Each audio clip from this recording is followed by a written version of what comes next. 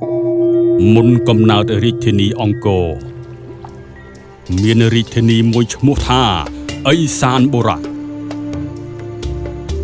ដែលយើងស្គាល់ថាសម្បូរព្រៃគុក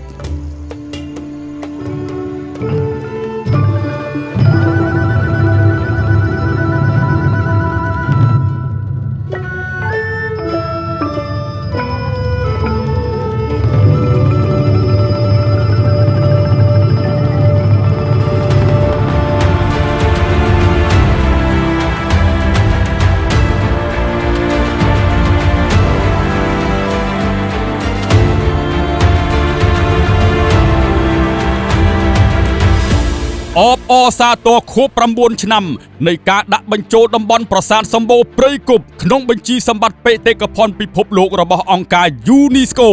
8 កក្កដា 2017 8 កក្កដា 2026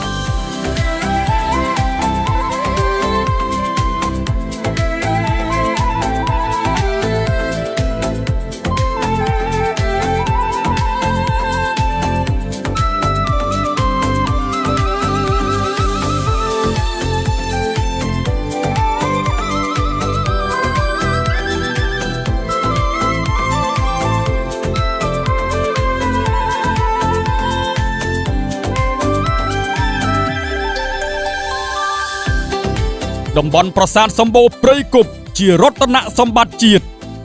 កិច្ចការពារបេតិកភណ្ឌវប្បធម៌ជាភារកិច្ចរបស់កូនខ្មែរគ្រប់រូប